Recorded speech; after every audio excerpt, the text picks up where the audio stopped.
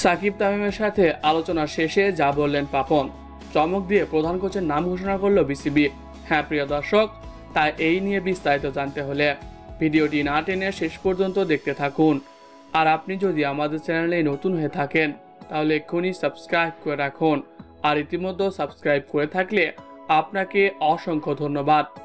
ঈদের আগের দিন থেকে একটি খবর সোশ্যাল মিডিয়ায় ভাইরাল, তা হলো বাংলাদেশ জাতীয় দলের প্রধান কোচ হাথুরু সিং নাকি বাংলাদেশ ক্রিকেট দলের দায়িত্ব থেকে অব্যাহতি দিয়েছে। এই নিয়ে বিসিবির কেউ কিছু না বললে খবর যে সত্যি এটা নিয়ে কোনো সন্দেহ নেই। আজ সকালে হঠাৎ করে জাতীয় দলের 2 তারকাকে নিয়ে আলোচনা সভা অনুষ্ঠিত হয়।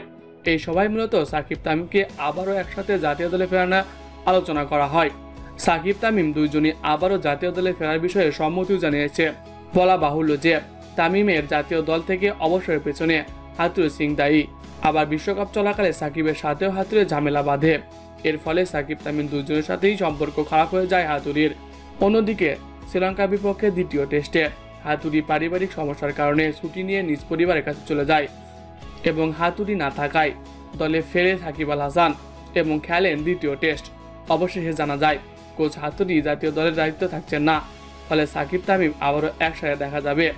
এই নিয়ে সাকিব তামিম জানায়, আমাদের মধ্যে যত বড়ই বিরোধ হোক এটা ক্রিকেটে কোনো প্রভাব ফেলতে পারবে না। আমরা দেশের জন্য খেলতে চাই, দেশকে এগিয়ে নিয়ে যেতে চাই। আমরা যখন মাঠে থাকবো আমরা দুইজন সতীর্থ খেলোয়াড়। অন্যদিকে বাংলাদেশের নতুন কোচ হতে পারে সালাউদ্দিন।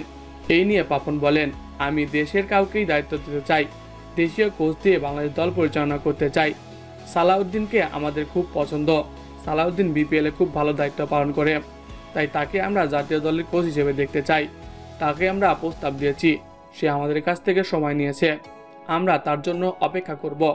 তো প্রিয় দর্শক, হাতুড়ির বিদায়ে সাকিব তামিমের ফেরা এবং বাংলাদেশের প্রধান কোচ যদি সালাউদ্দিনকে বানানো হয় তাহলে কেমন হবে? আপনি আপনার মতামত জানাতে পারেন কমেন্ট বক্সে। এছাড়াও খেলাধুলার সকল আপডেট সবার আগে পেতে হলে আমাদের চ্যানেলটি সাবস্ক্রাইব করতে ভুলবেন না। ধন্যবাদ সবাইকে।